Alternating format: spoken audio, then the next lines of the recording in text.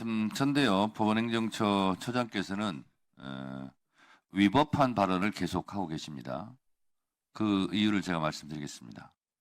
국회에서의 증언, 감정 등에 관한 법률 제2조 증인 출석 등의 의무, 국회에서의 안건심의 또는 국정감사나 국정조사와 관련하여 보고와 서류 및 해당 기관이 보유한 사진 이하 서류를 한다의 제출을 요구받거나 증인 참고인으로서 출석이나 감정의 요구를 받은 때에는 이 법에 특별한 규정이 있는 경우를 제외하고는 다른 법률에도 불구하고 누구든지 이에 따라야 한다.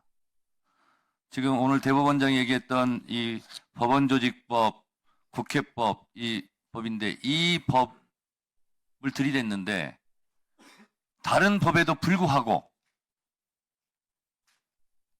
누구든지 이에 따라야 한다. 그런데 대법관들은 예외다. 이런 조항이 지금 없습니다. 대법원장이 된 다른 법에도 불구하고 누구든지 이 법을 따라야 한다. 다시 말해서 출석해야 된다. 이런 뜻이고요.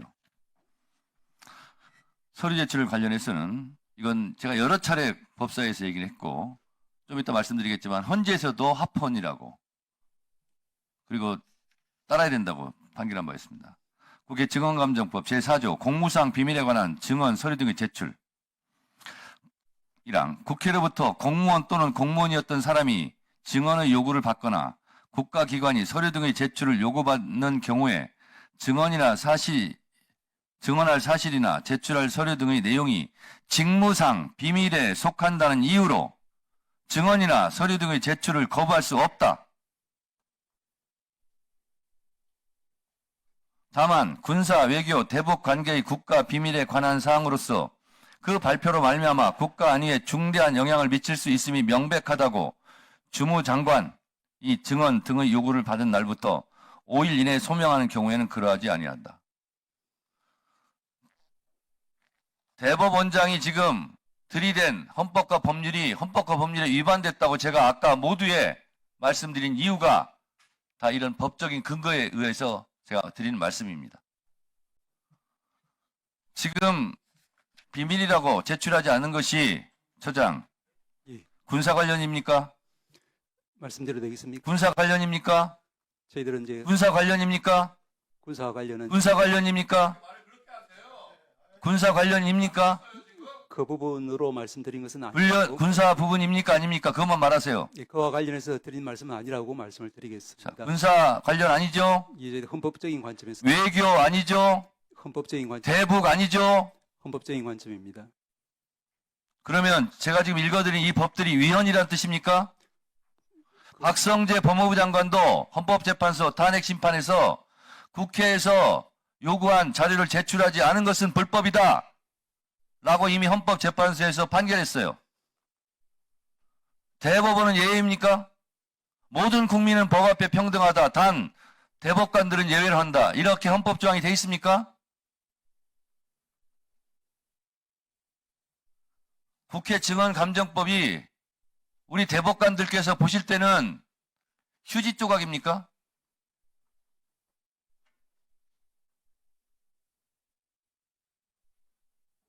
말씀드릴까요?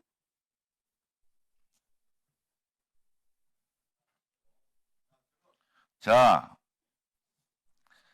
법사위원장으로서 이곳에서 의사진행을 하는 것도 다 국회법에 따라서 하는 겁니다. 그리고 국회에서 자료 제출 요구를 할 때는 이 증언감정법 자료 제출 등의 법적인 조항에 따라서 다 제출 요구하는 겁니다. 대법관은 공무원 아닙니까? 국가기관 아닙니까? 초헌법적 기관입니까? 제가 이 대법원장이 이런 그 법적인 걸 쭉 듣길래 제가 기가 막혔어요. 언젠가 지금 얘기하려고 그랬는데 지금 얘기하니까 그런 법들에 의해서 위법함에도 불구하고 대법관인 천대법원 행정처장께서 버젓이 제가 지금 읽어드린 증언감정법을 위반하고 있는 발언을 계속하고 계시는 거예요. 박성재 법무부 장관도 저희가 자료 제출을 응하지 않아서 그 부분까지 탄핵 심판을 받았는데 위법하다고. 그 부분은 잘못됐다고 이미 판정했습니다. 이 부분도 헌법재판소 가면 대법관들이 잘못했다. 이렇게 판결 날 것이 100%예요.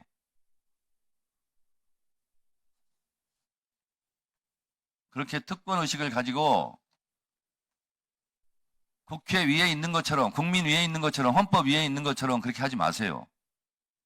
그게 재판으로서 확보해야 되는 거 아니겠습니까? 그렇습니다. 좋은 판결, 국민들이 상식적으로 납득할 수 있는 판결을 통해서 확보해야 되는 것 같습니다. 예, 동의하시죠? 그렇습니다.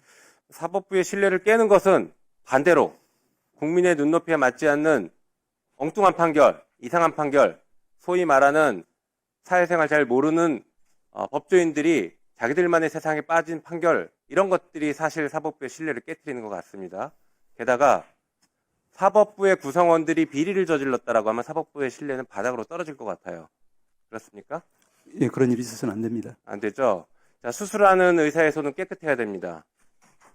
재판을 하는 판사들은 더 청렴해야 되고, 다른 공무원들보다 더 청렴하고 법을 더 잘 지켜야 되고, 특히나 뇌물과 관련해서는 더 철저하게 자기관리를 해야 됩니다. 동의하십니까? 그렇습니다. 너무나 당연한 말씀입니다. 제가 제보를 하나 받았습니다. 지금 재판을 하고 있는 어떤 판사가 룸살롱에서 접대를 받았다라고 하는 매우 구체적인 제보를 받았습니다. 룸살롱 구체적으로 특정했고, 그 룸살롱에서 1인당 100에서 200만 원 정도의 비용이 나온 룸살롱에서 여러 차례 술을 마셨고, 단 한 번도 그 판사가 돈을 낸 적이 없다, 접대를 받았다 라고 구체적인 제보를 받았습니다. 이런 제보가 있다면 법원행정처는 어떤 조치를 취해야 됩니까? 일단 제가 그 이야기는 금시초문이라서 제가 일반적인 절차가 뭐가 있습니까? 당연히 이제 우리 독립된 기관인 윤리감사실에서 조사를 할 것 같습니다. 이 사안 조사하시겠습니까? 제가 구체적으로 말씀드리면? 제가 지금 처음 듣는 이야기라서 나중에 자료를 주시면은, 네. 그리고 저희들이 물론 행정처에서 관여하는 것은 아니고 아시겠지만 윤리감사실에서 그 부분에 대해서 당연히 법원행정처장님도 그 권한이 있는 것 같던데요. 그렇지 않습니다. 감사위원회 규칙 보면. 그렇죠? 예. 자, 그 판사가 지금 누구 재판을 하는지 아십니까? 내란숙의 윤석열을 재판하고 있어요, 그 판사가. 그 판사가 바로 내란숙의 윤석열을 재판하고 있는 지기현 부장판사인데, 그 판사가 이렇게 수차례 고급 룸사롱에서 술 접대를 받았다라는 아주 구체적이고 신빙성 있는 제보, 거기다가 사진까지 제보가 들어왔습니다. 이거 어떻게 하겠습니까? 어떤 조치를 취하겠습니까? 저는 생각할 수 없는 일이라서 지금 답변 드리기는 어렵습니다. 당장 감찰 시작부터 해야 되지 않겠습니까? 이 정도면?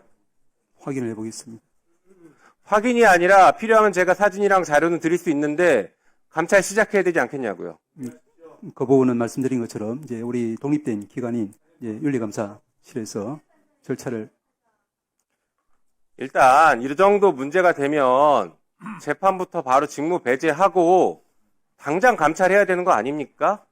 이거 일반 공직사회에서 이런 비슷한 일이 제보가 되면 어떡합니까?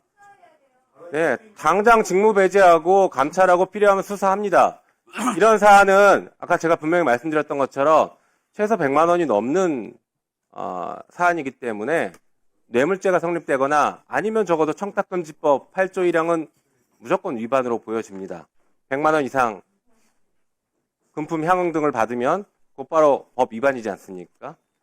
맞죠? 네. 아주 중대한 사안입니다. 다시 한번 말씀드리지만 사법부의 신뢰는 좋은 재판도 있지만 이렇게 비리에 연루된 손이 더러운 의사가 수술하지 못하게 하는 비리에 연루된 판사들이 재판을 하지 못하게 하는 게 필요합니다.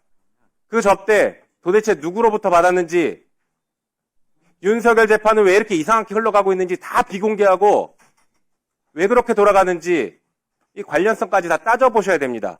단순히 접대받았다는 내용 하나만으로 감찰할 끝날 게 아니라 지금 국민들이 그 재판 너무 잘못됐다라고 계속 얘기하고 있는 그 재판이 왜 잘못됐는지 체계적이고 종합적으로 감찰해서 이 법사위에 보고하십시오. 어떻게 하시겠습니까?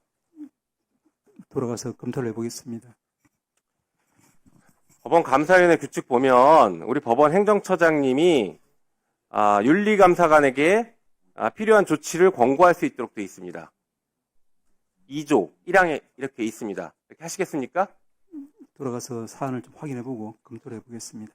법사위에 보고하십시오. 답변하십시오. 예, 검토를 해보고 말씀을 드리겠습니다. 서석구 변호사. 예. 언제 김현장으로 돌아갔어요? 지금은 알 수 없습니다. 제가 돌아갈 것 아니에요. 이게 잘 지금 현재 예. 서영교 의원이 지적을 했지만은 김현장 법조 카르텔이 윤석열 내란 헌법재판소에부터 모든 자문을 했다. 사실이죠? 저는 전혀 모르는 사실입니다. 죄송합니다. 위원님. 모르는 사람이 어떻게 피신해서 나왔어요? 다시 돌아갈 건데. 피신한 게 아니고 제가 해결. 저 앞으로도요. 제가 법사위원 3년 더 합니다. 3년 내에 돌아갈 거예요? 안 돌아갈 거예요? 못 돌아가요.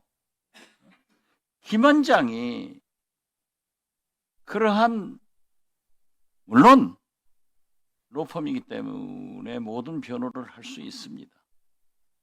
그렇지만 내란 우두머리를 우리나라 최고의 김현장 로펌이 그걸 가지고 법적 카르텔로 그 못된 짓을 했다고 하면은 이건 앞으로 새 정부가 들어서면은 검찰 사법개혁 지난 국회에서도 김현장 개혁의 대상으로 혼났죠. 이게 말이 돼요?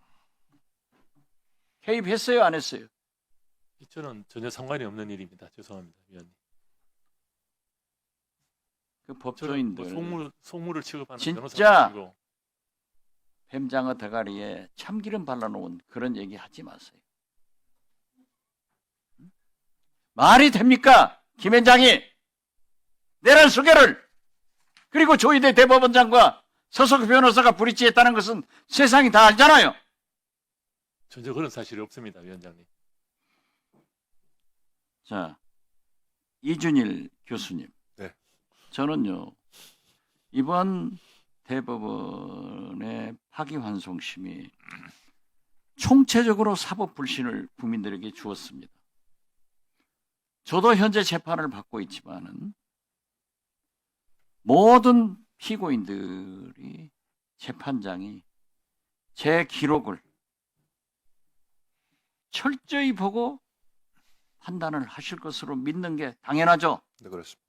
그렇다고 하면은 이번에 대법원에서 36일만 9일간 심리해서 6만 8천 쪽의 기록을 안 보았다는 사실이 입증됐기 때문에 재판받는 피고인들이 우리 사법부의 재판장들은 기록을 보지 않고 나에게 유죄 판결을 줘? 불신됐죠. 그 문제에 대해서 어떻게 생각하세요? 이번 사태는 그 말씀하신 것처럼 사법의 공정성, 사법에 대한 신뢰를 완전히 깨뜨렸을 뿐만 아니라 사실상 유력한 대선 후보의 피선거권을 박탈함으로써 말씀하시는 것처럼 사법 쿠데타라고 하는 말이 정확하게 들어맞는 그런 상황이라고 볼 수가 있겠습니다. 그렇습니다. 사법 쿠데타입니다. 그리고 모든 국민은 신속한 재판을 받는 권리가 있죠. 그런데 조희대 대법원장은 왜 이재명 후보에게만 특혜를 줍니까? 9일간 기록도 보지 않고 파기환송하면은 신속한 재판을 왜 이재명 후보에게만 보장을 해야 됩니까? 그 문제에 대해서는 어떻게 생각하세요? 대법원이 지연된 정의는 정의가 아니라고 그랬는데 너무 빠른 정의는 사실상 정의가 아닙니다. 너무 빠른 정의죠. 그건 정의도 아니에요. 사기죠. 날림이고 그것을 바로 이제 우리가 절속이라고 이렇게 표현하는 것 같습니다. 그렇기 때문에 새 정부가 들어서면은 반드시 사법개혁이 이루어져야 되는데 이러한 것은 조희대 대법원장이 사법부의 개혁을 불러일으켰다라고 저는 판단하는데 교수님은 어떻게 생각하세요? 맞습니다. 오랫동안 사법에 대한 불신이 쌓일 대로 쌓인 상황에서 사실은 스모킹 건이 되었다. 그래서 이제 사법 이 개혁을 미룰 수 없는 이제 시대 정신이다 이렇게 부를 수도 있겠습니다. 이상민 본부장님. 지금 전국 모든 법원에 현수막을 개첩하고 사퇴를, 용퇴를 조희대 대법원장한테 요구하고 있죠. 요구하고 있죠. 예, 맞습니다. 조희대 대법원장 견딜 수 있을 것 같아요?